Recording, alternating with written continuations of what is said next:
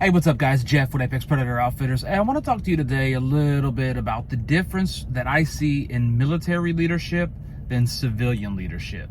I know I usually do a lot of the comedy stuff and the dad jokes, but I've done a lot in my life. I'm a retired first sergeant from the military. I'm a business owner. So when I get the idea to make a video, I kind of just roll with what I got. So if you're a subscriber to the channel and you just focus on the business stuff, cool. If you like the comedy stuff, cool. If you like the other stuff, that's cool too. But to get into kind of what I was thinking, here is the main difference between military leadership and civilian leadership. And the main thing I can see is training and the training involved and the structure of it. So I want to start out talking to you guys a little bit about the structure and how military leadership is structured, okay? There's kind of two forms of that. The first one is on the enlisted side, and you have what's called the enlisted support channel. All right, now that's going to start with the lowest private up to specialist. They're going to have a team leader or a squad leader that's going to be a sergeant. Then you're going to have a section sergeant. Then you're going to have a platoon sergeant. Then you're going to have a first sergeant, and then the sergeant major, which the sergeant major is pretty much the highest one you're going to get in your battalion, which a battalion is, 4 to 5 companies, which are 100 people apiece. And then above that, then you have a brigade sergeant major, and it keeps going from there. But that is the gist of your NCO support channel. All right, it starts with your team leader or squad leader. Then you have, on the officer side, you have your chain of command. So that's going to start with your company commander, then your battalion commander, then your brigade commander, and so on and so forth. So you have a set structure in place. In civilian companies, I don't really see that. You may have a manager, and then you got a district manager, but you don't really have anybody to go to. You don't really have any examples of leadership that I can tell that you can follow. I mean, if your manager is just a terrible leader, it kind of seems like you're a little stuck there. And then the next person up, you really don't have any interaction with. The next thing, and I think this is huge, is training. All right. When you're in the military and you get promoted to sergeant, you go to what is called WLC, formerly PLDC. WLC is Warrior Leaders Course. This used to be called PLDC, which is Primary Leadership Development Course.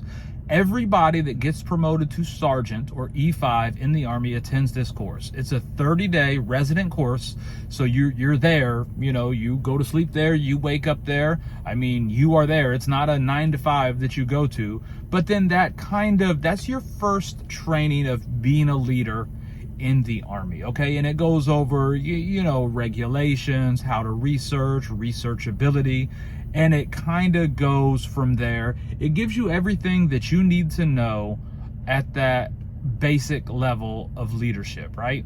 Now, after PLDC, you kind of take what you learn and you go back to your unit, okay, and you get to apply those principles. But every time you get promoted in the Army after that, so you go from sergeant to staff sergeant, or E5 to E6, staff sergeant to sergeant first class, E6 to E7, sergeant first class to master sergeant or first sergeant, which is to E8, and then up to sergeant major, which is E9. At every level, you get a training. There is a training course that you go to. So the next one up is ALC for E5 to E6. It's Advanced Leader Course. They get a little bit more in depth with you. You're going to be in charge of a few more people. As a squad leader, you may have, 5 to 8 people. As a section sergeant, you may have upwards of 15 people. After that, you become a platoon sergeant. All right, that's E6 to E7. That is a big jump. That jump is basically a senior non-commissioned officer. E6 to E7, you make that jump to senior non-commissioned officer. All right, everything above E7 is senior leadership in the Army. So that school is called SLC, Senior Leaders Course, okay? Now, these courses, they range in time because they're job focused as well. They will focus on what your job is, but you also get the leadership training in there. Then once you get promoted to E8, which is Master Sergeant or First Sergeant, you're going to go to MLC, which is Master's Leaders Course.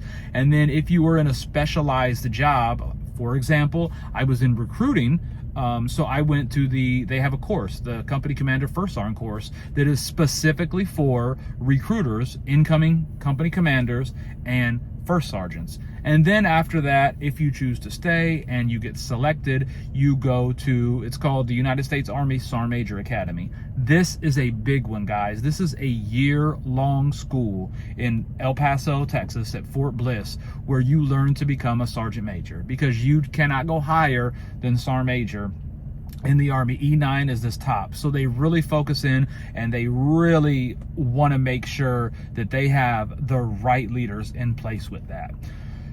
Now, looking at the civilian sector, guys, I have no clue. I have not seen any company that really takes leadership that seriously. And I think that is a lot of the problems that people run into in the civilian field. I hear a lot in sports about people being field generals and leaders, and I don't know if that's so much ability that people were born with, or where would they get that training at. But that's a little bit of the difference that I see in the leadership. Like if you join the Army, you are going to learn some leadership skills. If you are not natural, if you don't have a natural proclivity towards leadership, they are going to push you there, because it's crucial. I mean, it is absolutely crucial, especially being in the military. But I could make the argument in the civilian sector too, that you need capable and competent leaders leading you. So if you are in the civilian sector and you have no interest in the military at all, I would highly advise you to take some classes on leadership, and don't try to rely on your company that you work for to give you the training, because I don't know what it's going to be, and I don't know the quality of it. And that is something that can, if you have just a little bit of skills, that is something that you can develop in your life. So anyway, I just wanted to do a quick video. Came into my head, difference in the leadership styles. But I wanted to put it out to you guys. Hey, do me a favor, if you like the video, like and subscribe. And I'll see you on the next one.